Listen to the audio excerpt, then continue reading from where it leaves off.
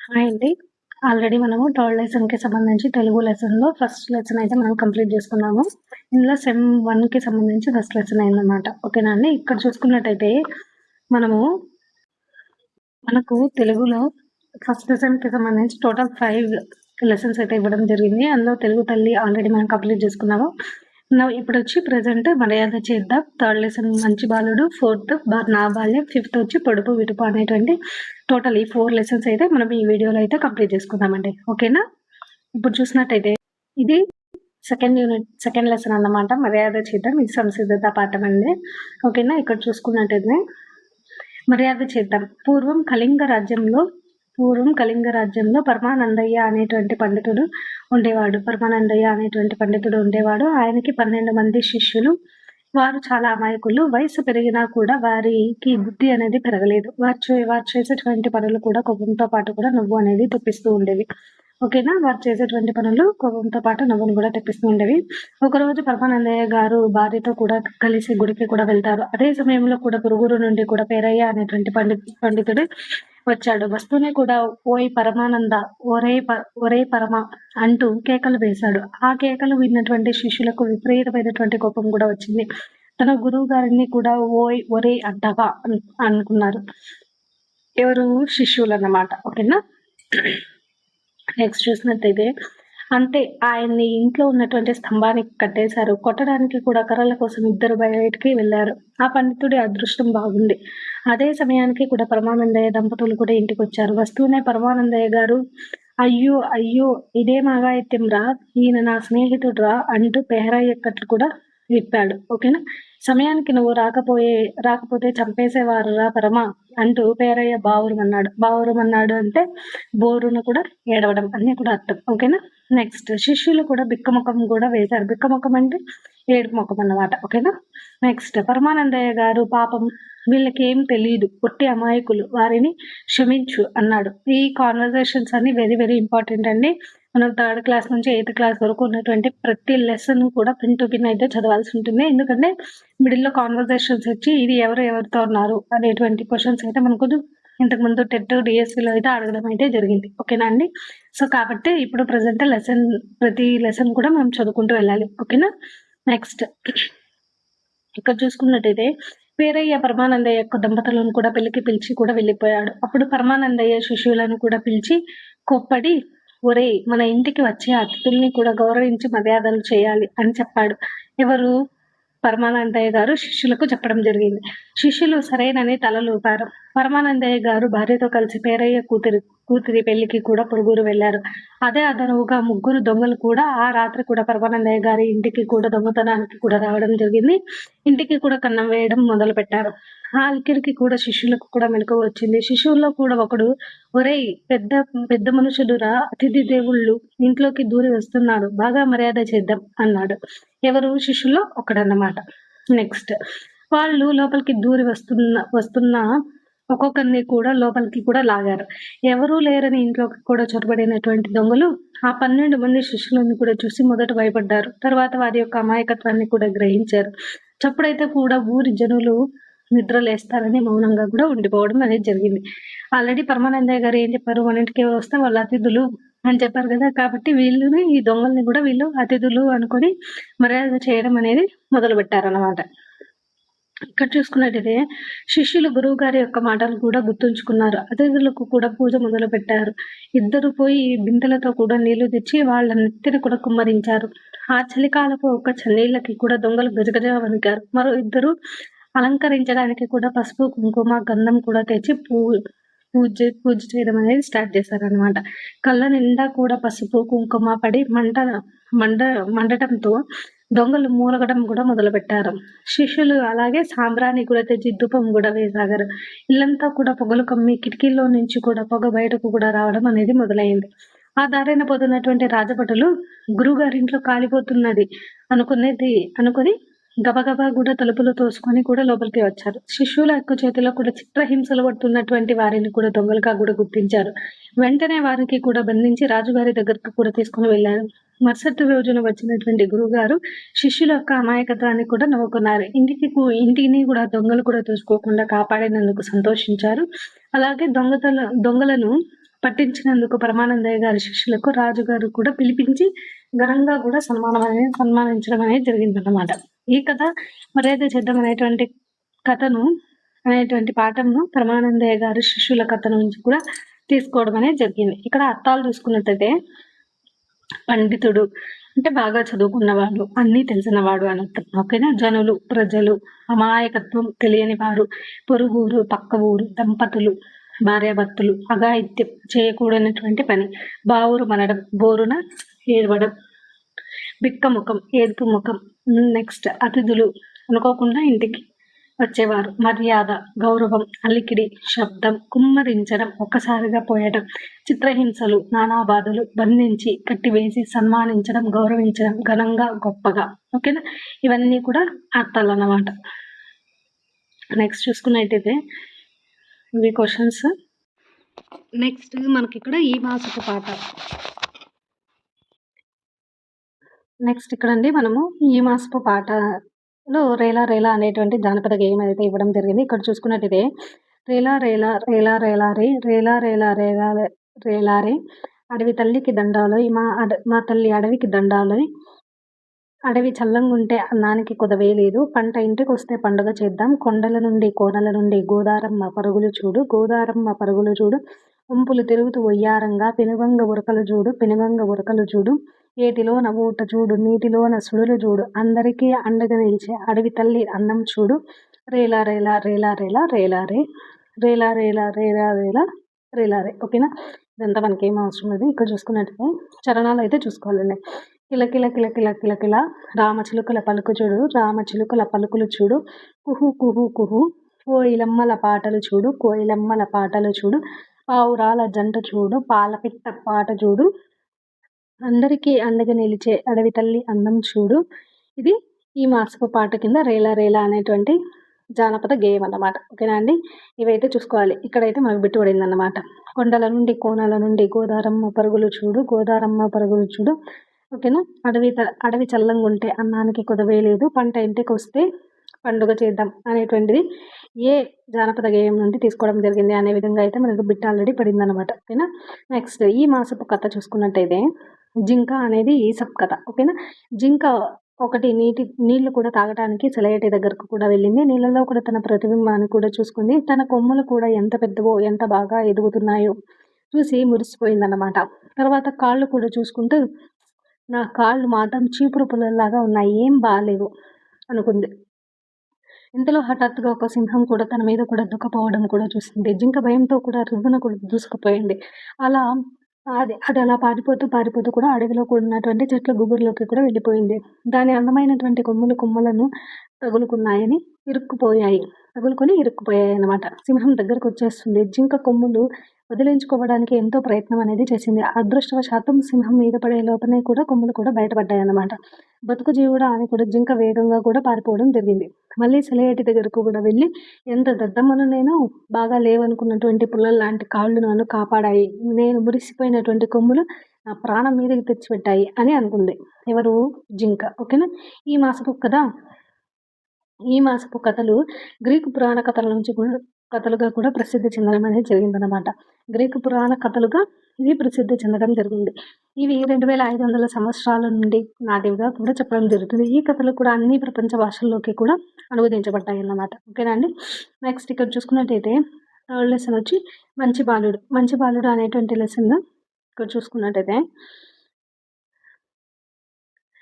తల మిలమిల మెరుపులు మెరిసి హోరున జోరున వర్షం కురిసి వీధుల్లో కాల్వలు కట్టాయి, కాల్వల నిండా నీళ్ళొచ్చాయి, చెప్పులు తడికి బట్టలు తడిసి చిందే నీళ్లకు బురదకు జడిసి జనులు వెళ్ళగా పోతున్నారు, లేకుంటే జారే పడతారు, ఆ త్రోవలో పాపం ఓ ముసలమ్మ కాటికి కాళ్ళు చాచినట్టున్నది, గడగడ వనికి తడబడి తునికి అడుగులు లెక్కిడుతూ పోతున్నది, మెదలక ఎవ్వరి త్రోవన వారే పిన్నలు పెద్దలు పోతున్నారు, వనికే తునికే ఆ ముసలమ్మకు ఎవ్వరు సాయం చేసేవారు, ఇంతలోన దగ్గరలో ఒక బడి వదిలిపెట్టగా పిల్లలు బడిబడి కేకలు వేస్తూ పరుగులు తీస్తూ వచ్చారెందరో సందడి చేస్తూ. నెక్స్ట్ కిలకిలలాడే ఆడే పాడే బాలుర అడుగులు ఆనవు భూమికి, వారు అసలు చూసారో లేదో గడగడ వనికే ముదుసలి ఆమెను, కానీ వారిలో ఒక బాలుడా ముదుసలి అవ్వను చూసి జాలి కొని చెయ్యి బట్టి కొనిపోయాడామెను విడిచి నాడామె భవనమున తిరిగి వచ్చి తన తోటి వారితో అన్నాడతడు, స్నేహితులారా, ఆ ముసలమ్మ కూడా మరి ఒక్కరికి అమ్మే అని ఆలోచించారా? మరి మా యమ్మ కూడా ముదుసలై నేనే దూరానిచటో ఉన్నప్పుడు అవసరమందు ఆదుకొని దయతో కూడా సాయం చేయొద్దా మరి ఒకడు? ఇది విని ప్రతి బాలుడు కూడా తన మనమున కూడా సిగ్గు చెంది అనుకున్నాడిట్లని, దుర్బలులకు సాయం చెయ్యని ఎడల కోరగదెందుకు మనుజుని మనుగడ అనేసి ఇలా పిల్లల యొక్క సంభాషణ అనేది జరిగిందనమాట. ఓకేనా. నెక్స్ట్ ఇక్కడ చూసుకున్నట్టయితే మంచి బాలుడు అనేటువంటి పాఠ్యాంశం యొక్క ఇతివృత్తం కొట్టి చూసుకున్నట్టయితే సహానుభూతి అండి. ఓకేనా. ప్రక్రియ వచ్చి గేయకథ. ఓకేనా. ఏ ప్రక్రియకు చెందింది అంటే గేయకథ అనేటువంటి ప్రక్రియకు కూడా చెందింది అనమాట. ఓకేనా. నెక్స్ట్ ఇక్కడ చూసుకున్నట్టయితే మనకు మీనింగ్స్ అయితే ఉన్నాయి. వీధులు, బజార్లు. జడిసి అంటే భయపడి, గుర్తుపెట్టుకోవాలి ఉంది. జడిసి అనేది భయపడి. జనులు, ప్రజలు, జనము, త్రోవ, దారి, వడి, వేగం, సాయం, సహాయం, ముసలి. నెక్స్ట్ జాలి, దయ, కొనిపోవు, తీసుకొనిపోవు. మనము అంటే మనస్సు అన్నమాట. మనము అంటే మనస్సు. నెక్స్ట్ దుర్బరులు అంటే బలం లేనివారు. మనుజులు మనిషి, మనుగడ, జీవితం అని అర్థం అన్నమాట. ఓకేనా. ఈ మంచి బాలుడు అనేటువంటి గేయ కథను కూడా రాసింది. గేయ కథను కూడా ఎవరు రాశారు చూసుకున్నట్టయితే ఆలూరి బైరాగి గారు రచించడం అనేది జరిగిందనమాట. ఎవరు రచించారండి? ఆలూరి బైరాగి గారు రచించడం జరిగింది. 20వ శతాబ్దపు యొక్క అగ్రశ్రేణి యొక్క తెలుగు కవుల్లో కూడా ఆలూరి బైరాగి గారు ఒకరిగా కూడా చెప్పడం జరుగుతుంది. మానవుని యొక్క అస్తిత్వ వేదని కూడా కవిత్వంగా కూడా వెలువరించినటువంటి గొప్ప వ్యక్తి ఎవరు? ఆలూరి బైరాగి గారు. చీకటి మేడలు, నూతిలో గొంతుకలు, ఆగమ గీతి, దివ్య భవనం ఆయన యొక్క ప్రసిద్ధి చెందినటువంటి రచనలుగా కూడా ఇక్కడ చెప్పవచ్చు. నెక్స్ట్ బాలల కోసం కూడా చక్కటి యొక్క గేయ కథలు కూడా రచించడం జరిగింది.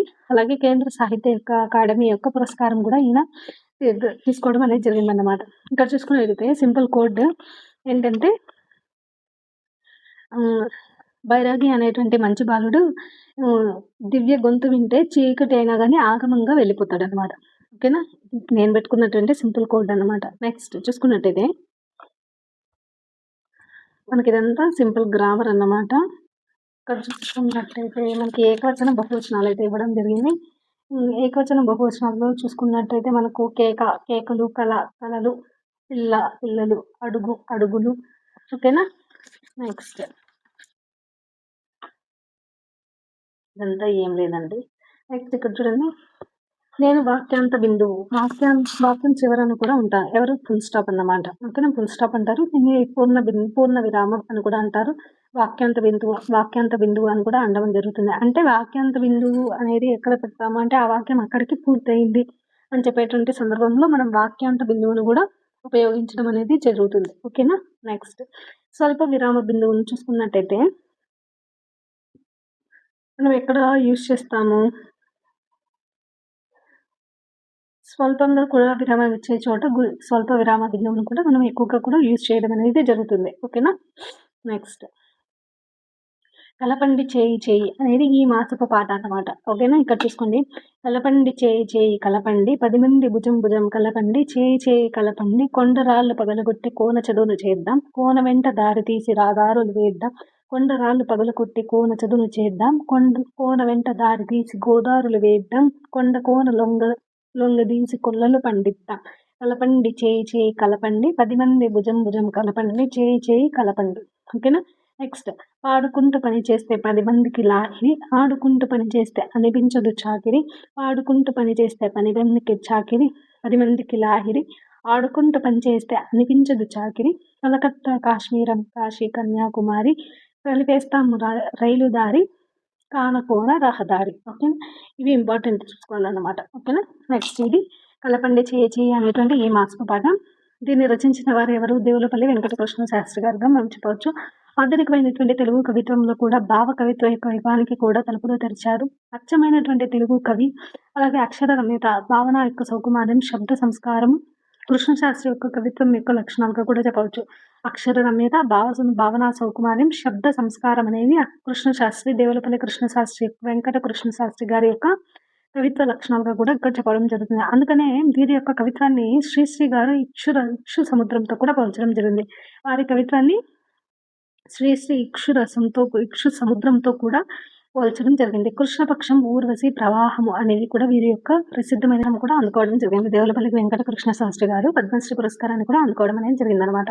నెక్స్ట్ ఈ మాసపు కథ చూసుకున్నట్టయితే మనము ఇక్కడ బావిలో నీళ్లు అనేటువంటి అక్బర్ బీర్బల్ కథల నుంచి కూడా ఇక్కడ మనకి ఇవ్వడం అయితే జరిగింది. అక్బర్ ఆస్థానంలో కూడా బీర్బల్ అనేటువంటి మంత్రి ఉండేవాడు. ఆయన ఏ సమస్యనైనా కూడా తన తెలివితేటలతో కూడా సులువుగా కూడా పరిష్కరించేవాడు. ఆ రాజ్యంలో ఉన్నటువంటి ఆ రాజ్యంలో ఒక జమీందారు ఉన్నాడు. అతను రైతుకు కూడా ఒక బావి కూడా అమ్మడం జరిగింది. ఆ రైతు బావిలో ఉన్నటువంటి నీళ్లు కూడా తోడుకోవడానికి వెళ్ళాడు. అప్పుడు జమీందారు రైతుని కూడా ఆపడం జరిగింది.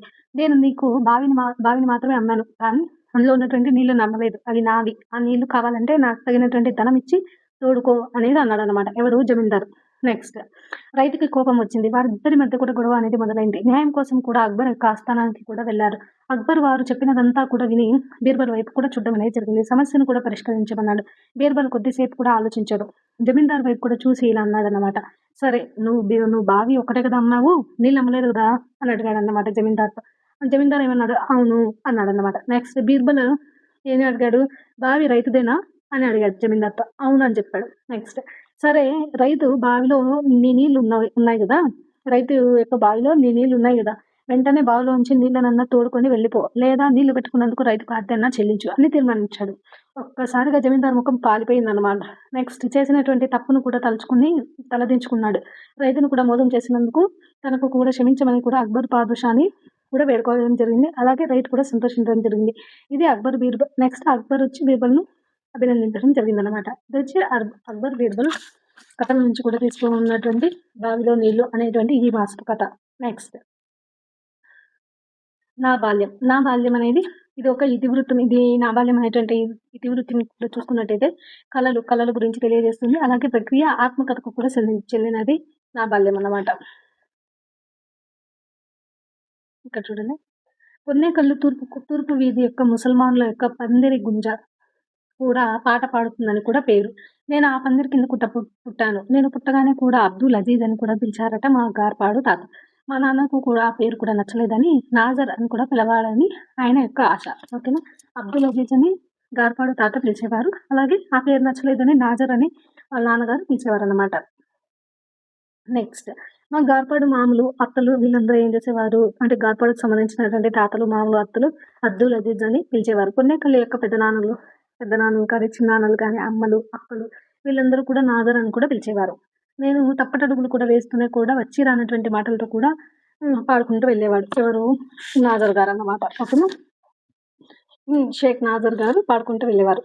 ఇక్కడ చూసుకున్నట్టయితే అదిగో లేడి పడిగెడుతోంది, లేడి పోయేరా, బాణమేయ్యరా అని పాడుతూ కూడా ఎగిరి గొంతులు వేసేవాడు అనమాట. గేదె దున్న తోక వెంట్రుకలను కూడా పిక్కొచ్చి గడ్డాలు మీసాలు కూడా బొట్టు పెట్టి నేనే బ్రహ్మనురా, పామరులారా, ఓ జనులారా, నేనే బ్రహ్మనురా అని కూడా కూని రాగాలు కూడా తీస్తుండేవాడిని అని చెప్పుకుంటున్నారు. ఆత్మకథ కదా, కాబట్టి తనంతా తాను చెప్పుకున్నట్టుగా ఈ నా బాల్యం అనేటువంటి పాఠంలో అయితే మనకు వివరించడం జరిగింది షేక్ నాజర్ గారి గురించి. ఇక్కడ చూసుకున్నట్టయితే అమ్మ నాన్న ఆరుగాలం కూడా ఎండనక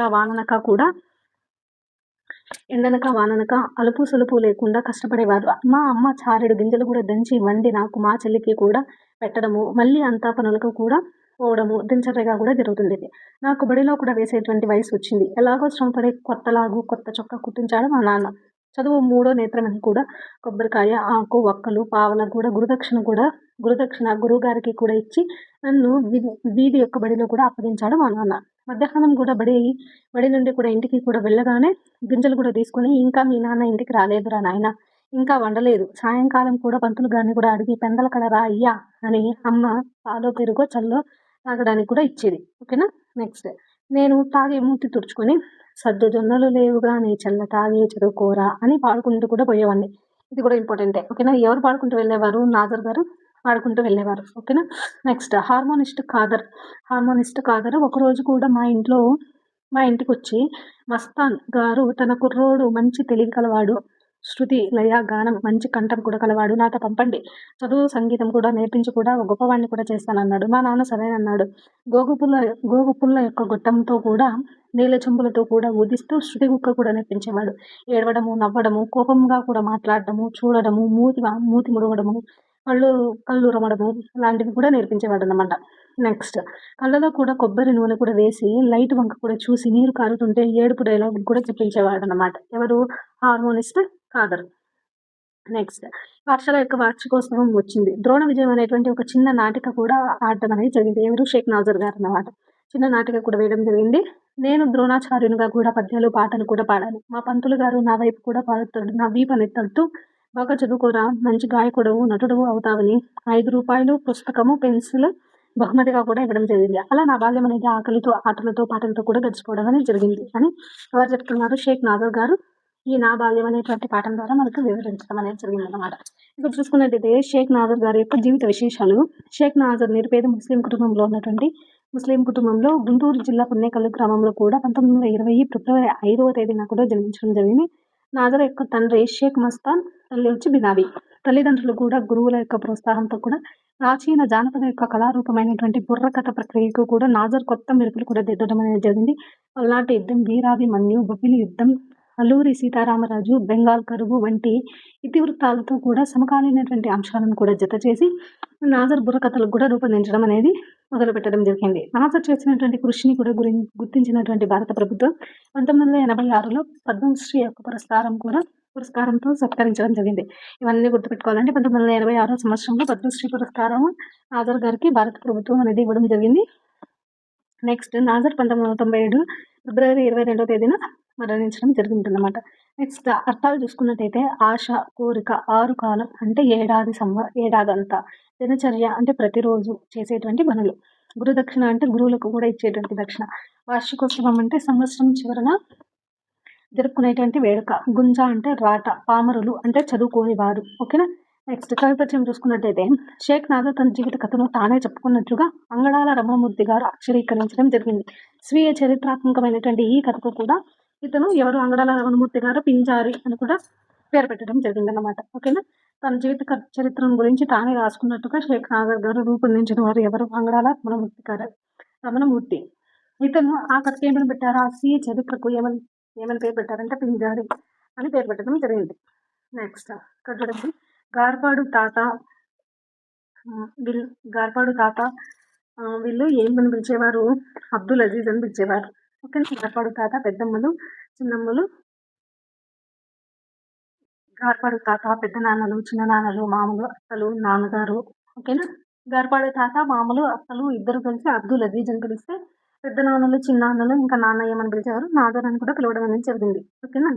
నెక్స్ట్ కొండపల్లి బొమ్మల గురించి అయితే ఇక్కడ ఇవ్వడం జరిగింది. ఇక్కడ చూసుకున్నట్టయితే పిల్లలు, నేను మీ కొండపల్లి బొమ్మను, రంగురంగుల్లో కూడా అందంగా కూడా ఉంటానని అందరూ కూడా నన్ను దాచుకుంటారు. నేను ఏనుగు అంబారి, దశావతారాలు, తాటి చెట్టు వంటి రూపాల్లో కూడా ఉండడం జరుగుతుంది. నన్ను పొనికి కర్రతో కూడా తయారు చేస్తారని మీకు తెలుసా అంటే కొండపల్లి బొమ్మలను ఏ కర్రతో చేస్తారంటే పొనికి కర్రతో తయారు చేయడం జరుగుతుంది. ఈ కర్రను కూడా బొమ్మలాగా కూడా మలచడంలో ఎంతో కష్టం అనేది ఉంటుంది.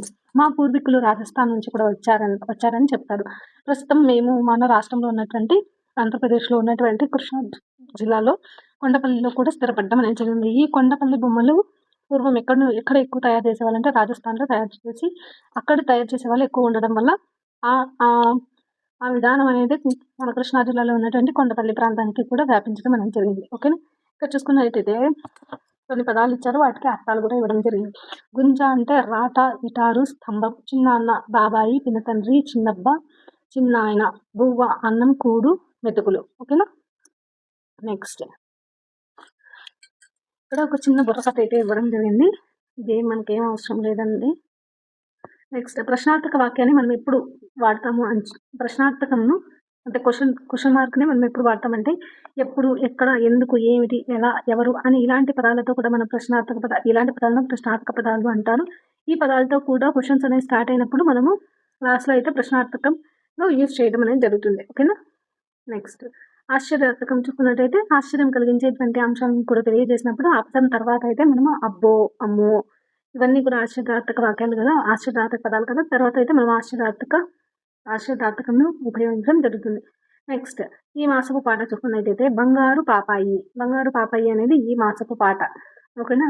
ఇక్కడ చూసుకున్నట్లయితే బంగారు పాపాయి బహుమతులు పొందాలి, పాపాయి చదవాలి మా మంచి చదువులు, పలు సీమలకు పోయి తెలివిగల పాపాయి, కళలన్నీ కూడా చూపించి ఘనకీర్తి పొందాలి, ఘనకీర్తి పొందాలి, ఘనకీర్తి తేవాలి.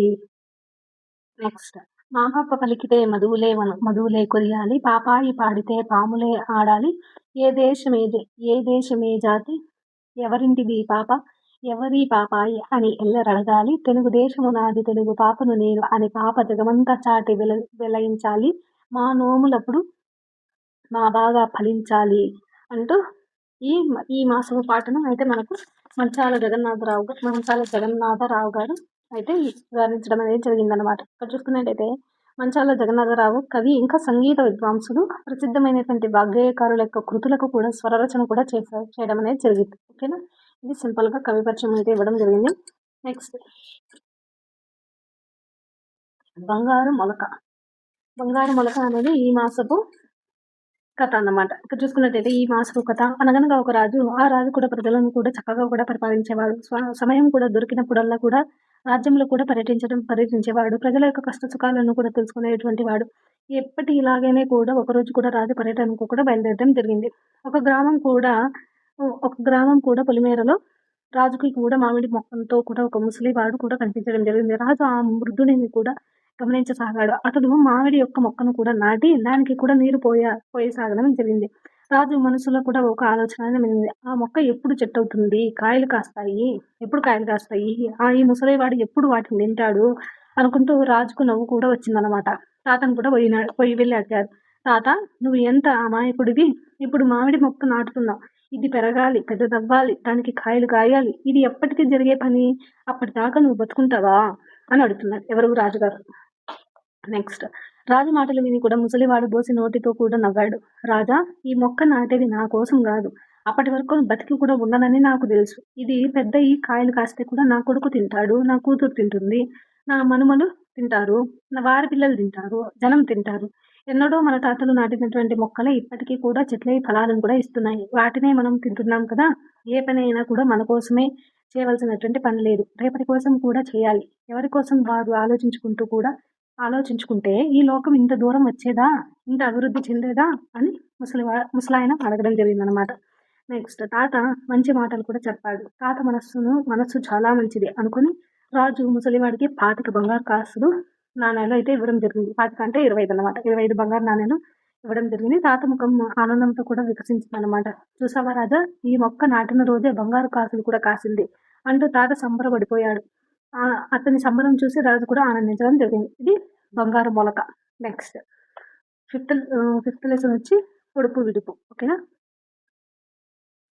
అడవిలో పుట్టింది, అడవిలో పెరిగింది, మా ఇంటికి వచ్చింది, తైతక్కలాడింది, ఏమిటది? కవ్వం. ఓకేనా, ఈ పొడుపు విడుపు అనేటువంటి ఇతివృత్తం ఏంటంటే భాషాభిరుచిని గురించి తెలియజేయడం జరుగుతుంది. అలాగే ఏ ప్రక్రియకు సంబంధించిందంటే సంభాషణ అనేటువంటి ప్రక్రియకు సంబంధించింది అనమాట. ఇక్కడ చూసుకున్నట్టయితే పొడుపు విడుపు అనేది వేసవి సెలవుల్లో కూడా గిరి, సూరి వాళ్ళ మామయ్య గారి ఇంటికి వాళ్ళ మామయ్య గారి ఊరికైతే వెళ్ళారు. రోజంతా కూడా సీతి, వెంకీలతో కూడా తోటలో కూడా సరదాగా కూడా గడపడం అనేది జరిగింది. ఎవరు, గిరి, సూరి. ఓకేనా, దీపాలు పెట్టేటువంటి సమయానికి ఇంటికి కూడా వచ్చారు. అందరూ కూడా కలిసి కూడా భోజనం అనేది చేయడం జరిగింది. నెక్స్ట్, మామయ్య కుర్చీలో కూర్చొని దినపత్రిక కూడా చదువుతున్నాడు. నెక్స్ట్, సూరి అన్నయ్య గిరి ప్రసారాల్లో కూడా చందమామ కథల పుస్తకాలను కూడా చదువుకుంటున్నారు అనమాట. నెక్స్ట్, మిగిలిన సూరి, సీతి, వెంకి నడవలో ఉన్నటువంటి మంచం మీద కూడా పడుకున్నారు. వాళ్ళకు నిద్ర పట్టలేదు. వాళ్ళు ఇలా మాట్లాడుకుంటున్నారు. సూరి, సీతి, వెంకి, నేను ఒక కథ చెప్తాను వింటారా అని అడుగుతున్నారు. ఎవరు, సూరి. వెంకి, ఏం కథ చెప్తావు అని అడిగాడు వెంకి. సీతి, అప్పుడు కథలేనా, ఇంకేమైనా చెప్పు అంటుంది సీతి. సూరి, అయితే పొడుపు కథలు చెప్పుకుందామా? సీతి, పొడుపు కథలే చెప్పుకుందాం. వెంకి, కథ చెప్తానన్నావు? సూరి, ఇది కథ లాంటిదే, తమాషగా ఉంటుంది, విను అని చెప్తున్నాడు సూరి. నెక్స్ట్, సీతి, అయితే పొడుపు కథను నేను మొదలు పెట్టనా? సూరి, సరే మొదలుపెట్టు. సీతి, తీసే కొద్దీ పెరిగేదేమిటి?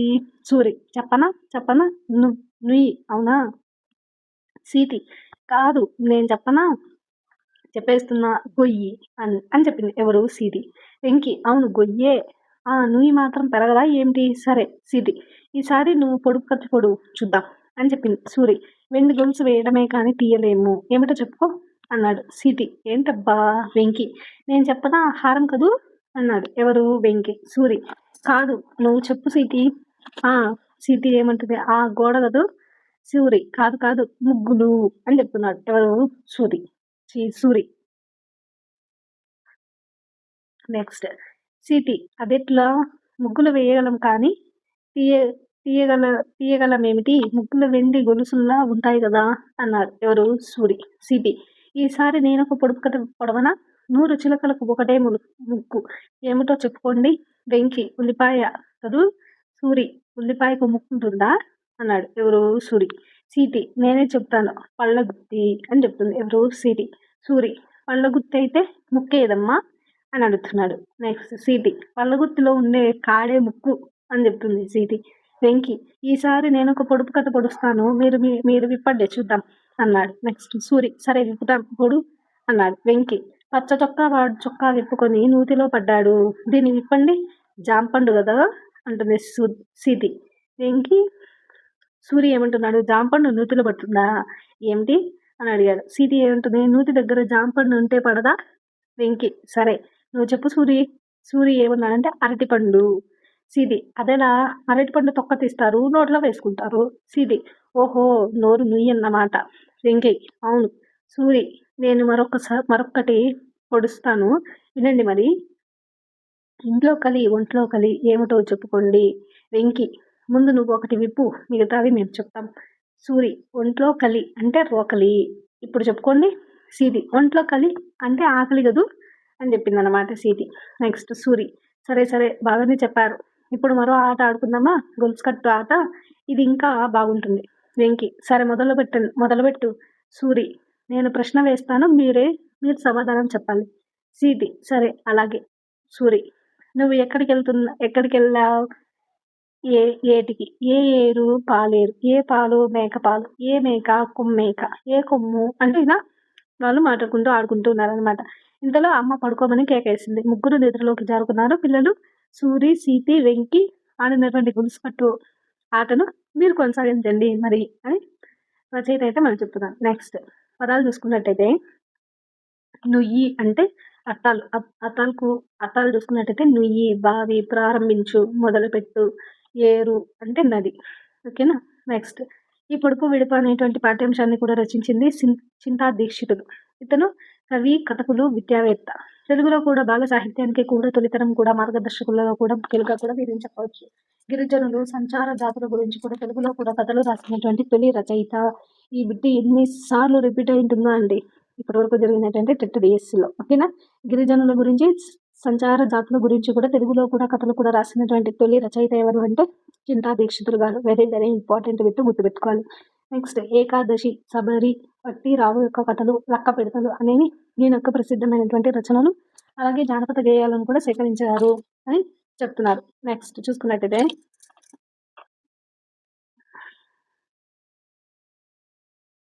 ఇవన్నీ చూసుకోవాలండి. ఓకే చెప్తాను. ఎప్పుడు కథలేనా, ఇంకేమైనా చెప్పు అని ఎవరితో అన్నారు? సీతి వెంకీతో అన్నమాట. నెక్స్ట్ సరే మొదలుపెట్టు అని సీతి సూరితో అనింది. ఓకేనా? ఆ ఉల్లిపాయ కదూ అని వెంకి సీతితో అన్నాడన్నమాట. ఓహో, నోరు నీ అన్నమాట అని సీతి సూరితో అన్నాడు. ఓకేనా? నెక్స్ట్ కుందేలు నక్కబావ పెండ్లికి కూడా బయలుదేరిందనమాట. దారిలో కుందేలుకు కూడా దాహం వేసింది. నీటిని కూడా వెతుకుతూ కూడా వాగు అనేది చేరింది. నీరు తాగబోయింది. ఇంతలో కూడా ఒక పులి అనేది వచ్చిందనమాట. ఆగు, ఈ వాగు నాది. నువ్వు నీళ్ళు తాగాలంటే నా ప్రశ్నకు జవాబులు అనేది చెప్పాలి, లేకపోతే నేను తిని నా ఆకలిని కూడా తీర్చుకుంటాను అంది. కుందేలు సరే అంది. పులి అడుగుతాంది. తెల్లని పొలంలో నల్లని విత్తనాలు చేత్తో చల్లుతారు, నోట్తో ఏరుతారు. పుస్తకం. ఓకేనా? నెక్స్ట్ చెయ్యని కుండ పొయ్యని నీళ్ళు, వెయ్యని సున్నం తీయగనుండు కొబ్బరికాయ. నెక్స్ట్ పైన కపలక కింద కపలక, పలకల నడమ మెలికల గిలక నాలుక, అంతులేని చెట్టుకు 60 కొమ్మలు, కొమ్మకు 1,000,000 పువ్వులు, పువ్వుల్లో 2 కాయలు. ఏంది? చంద్రుడు, సూర్యుడు. నెక్స్ట్ రాసపదాలన్నీ గెలుపు, తెలుపు. ఓకేనా? బరువు, పరువు, తెలుగు, వెలుగు, హారము, గారము. నెక్స్ట్ చినుకు, కునుకు, పెరుగు, విరుగు, పలుకు, చిలుకు, చిలక, పిలక. ఇవన్నీ ప్రాసపదాలు అన్నమాట.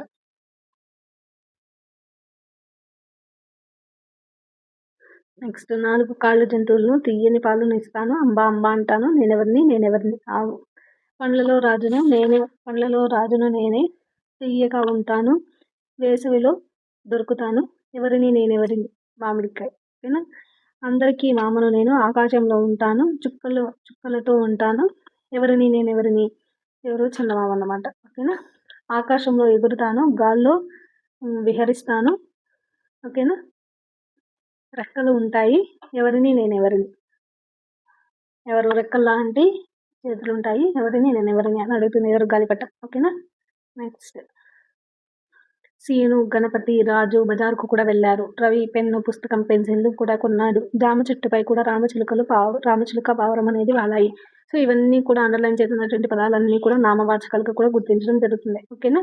నెక్స్ట్ చందమామ, అందమైన చందమామ, అందరాని చందమామ, అమ్మ నా చేతిలోనే అద్దములో చిక్కినాడే, రెక్కలే నాకుంటే నా ఒక్క ఎగురు ఎగిరిపోన, నెలవంకతో ఆటలాడి నీ ఒడికే తిరిగిరానా, గున్నమామి కొమ్మలలో సన్నజాజి రెమ్మలలో నక్కి నక్కి దొంగల్లే నన్ను చూసి నవ్వినాడే, లెక్కలేని చుక్కలన్నీ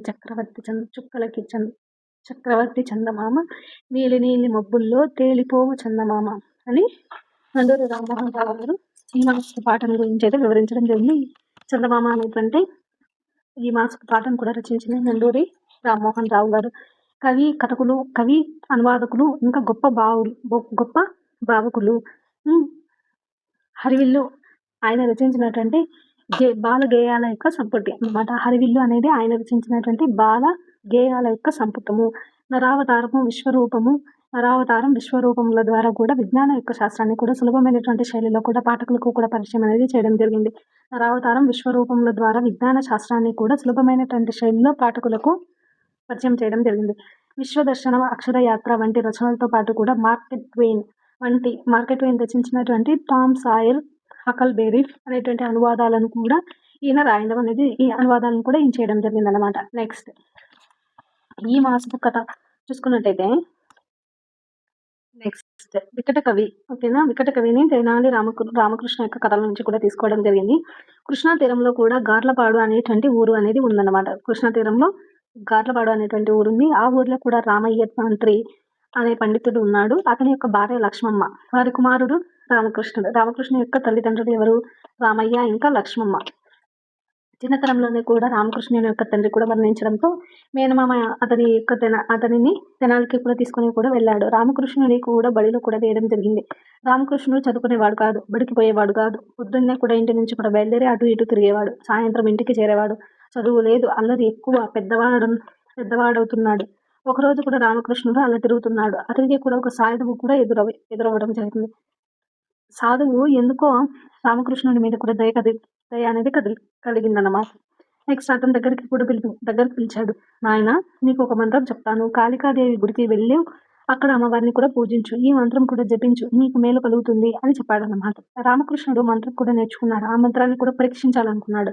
కాళికాదేవి గుడికి వెళ్ళాడు. అమ్మవారి ముందు కూడా కూర్చున్నాడు. మంత్రం చదువుతున్నాడు. పగలు గడిచింది, రాత్రి గడిచిపోయింది. రామకృష్ణుడు మంత్రం చదువుతూనే ఉన్నాడు. కాళికాదేవి ప్రత్యక్షమైందన్నమాట. కాళికాదేవి 2 చేతుల్లో కూడా 2 పాత్రలు అనేవి ఉన్నాయి.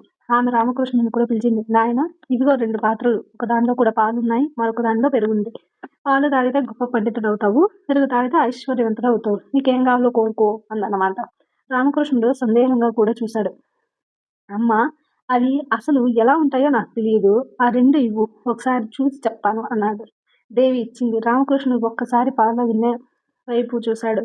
ఒకసారి పెరుగు గిన్నె వైపు కూడా చూడడం జరిగింది. ఒకసారి అమ్మవారిని కూడా చూశాడు. ఒక్కసారే పాలు పెరుగు కూడా నోట్లో పోసేసుకున్నాడు. కాళికాదేవి కోపం వచ్చింది. ఇదేం పని, నీవు వికట కవి అవుతావు పో అంది. రామకృష్ణుడు దేవి కాళ్లపైన కూడా పడి క్షమించమన్నాడు. ధనం లేని పాండిత్యం, పాండిత్యం లేని ధనం 2 కూడా వ్యర్థమే. అందుకే 2 కావాలన్నాడు. తల్లి దయ చూపించమని కూడా వేడుకున్నాడు. కాళికాదేవి దయ కలిగించింది, ఆశీర్వదించింది. ఈ తెనాలి రామకృష్ణుడే వికట కవిగా కూడా ప్రసిద్ధి చెందడం అనేది జరిగిందన్నమాట. వికట కవి తిరిగివేసి కూడా చదవండి, మళ్ళీ వికట కవి అని వస్తుంది. రామకృష్ణుడు రాయలవారి యొక్క స్థలంలో కూడా చేరడం జరిగింది. అష్ట దిగ్గజాలలో కూడా ఒకడయ్యాడు. గొప్ప కావ్యాలు కూడా గొప్ప కావ్యాలు రాశాడు. తెనాలి రామకృష్ణుడన్న రామలింగడన్న కూడా ఒకరే. అతని గురించి కూడా ఎన్నో కథలు కూడా ఉన్నాయి, వాటిని తెలుసుకోండి అని చెప్తున్నాడు ఇక్కడ. Next English. సో ప్రజెంట్ అయితే ఈ వీడియోలో అయితే మనం తెలుగు ఫస్ట్ సెమ్కి సంబంధించినటువంటి అన్ని లెసన్స్ అయితే మనం కంప్లీట్ చేసుకున్నాము. సో మీకు ఈ ఇన్ఫర్మేషన్ యూజ్ అయింది అని అనుకుంటే ఖచ్చితంగా లైక్ చేయండి, సబ్స్క్రైబ్ చేయండి. థ్యాంక్ యూ అండి.